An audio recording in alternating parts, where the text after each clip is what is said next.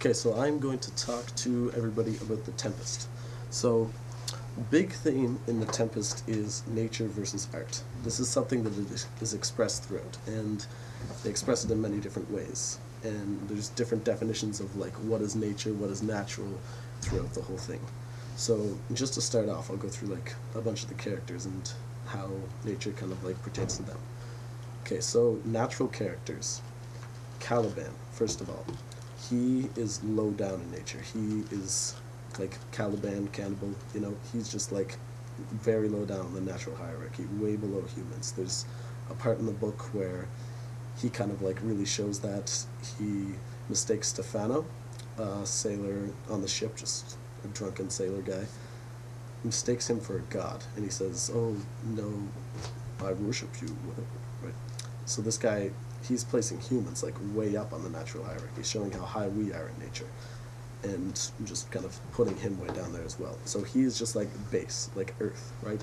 And if you want to go to like Montaigne, noble savage, in like On the Cannibals, on the Caliban. So that's a good relation there.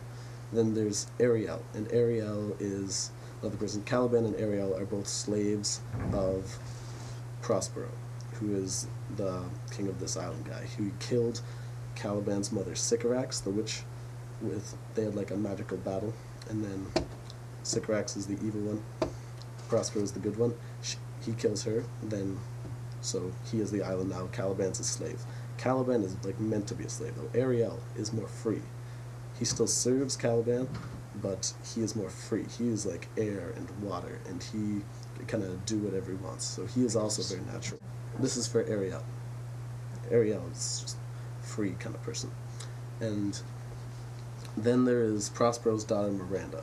Now Miranda this is my Book of the Tempest here. This is, you can kind of see it there. This is only female character in the book with kind of nature all stuff coming out from behind her head. So Miranda, she is like nature, as it should be. And what Shakespeare is doing in The Tempest is kind of trying to show what nature should be like through Miranda, like what we should all be like. Miranda is just purely natural. She interprets everything through like a natural sense, and in a way she's never really left the Garden of Eden. She is just like what nature should be like for everything, and the way she interprets things, like she has been educated by Prospero, but the way she looks at things, it's still from just a purely natural perspective. So nature is like manifest within her the way that Shakespeare thinks that it should be. And then, okay, so other places in the play, there is a ship with a bunch of like political figures on it, right? Like the King of Naples and the Duke of Milan. Prospero, his brother Antonio, is the Duke of Milan. Prospero is the right Duke of Milan, so he has the right to being the Duke of Milan, but he's on this island. So he uses this tempest that he creates to kind of crash the ship, bring Alonso, who is the King of Naples, and all his people to the island. Alonso's son Ferdinand is separated from all of them, and he is brought to where Prospero is. Prospero wants Ferdinand. He kind of sets up the situation so that Ferdinand will fall in love with Miranda. And Miranda, this is like the first male she's really seen. There's Caliban and her father, but then she sees Ferdinand, and so she mistakes him for a god right away, right? Kind of like Caliban mistaking Stefano for a god, except Ferdinand also mistakes her for like a goddess. So this mistake that they made, it's different from Caliban's, because they're both kind of like, they're human, they're higher up, they're placing each other above nature, rather than like Caliban being low down, Stefano being high up, being human. So they are set apart from nature. And then, so they fall in love. Prospero sets this up. Ferdinand is the prince. So if they get married, then Miranda will eventually become queen, and that will give Prospero back a lot of his power. So, just got cut off there, sorry. But let's go to the ship now. Okay, so on the ship there is Antonio and Sebastian. Antonio is Prospero's brother, and he's the current Duke of Milan. Prospero is the right Duke of Milan. And then there is Sebastian. Sebastian is the King of Naples, who is Alonso. He's his brother. So these two, they kind of come up with this plot to assassinate Alonso. So these guys are both kind of like evil, like lower down guys, right? And then so everybody else that they're with, all these other political figures traveling with the king, they're all asleep. They all fall asleep. And then, so these two are planning. They're like, oh, we'll go and kill him. But then Ariel comes, and Ariel, who's always like working for Prospero, right? He wakes them up. So they wake up and this assassination attempt fails. And then, so after this, everybody, there was, okay, so Caliban. Caliban is with Trinculo and Stefano.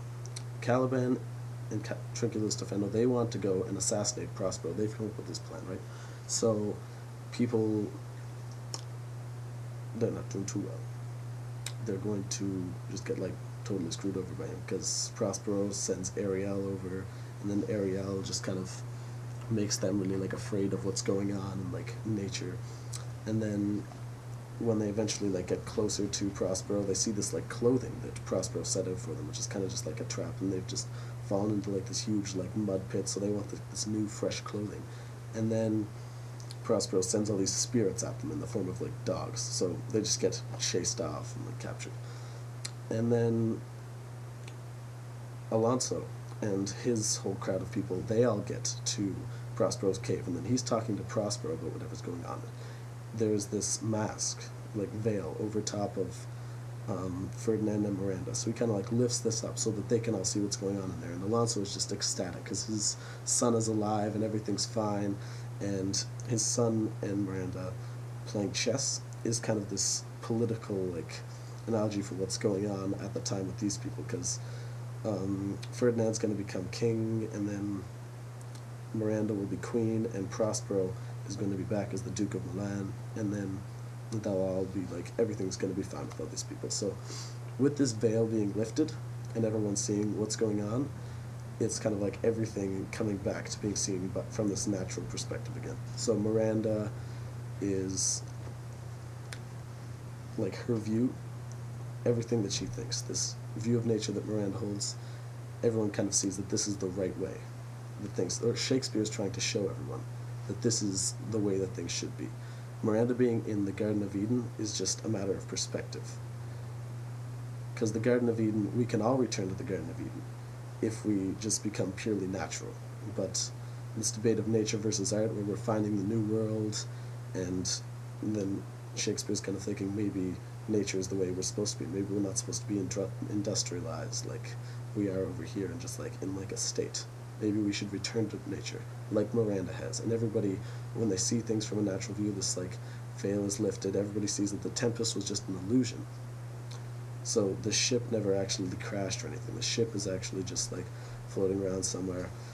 Everybody else is happy, everything is alive, and everyone kind of comes to justice. So it's all fine. So in conclusion to that, just theme of nature versus art in the Tempest, and Miranda's view, which is just purely natural, is right. Okay, good.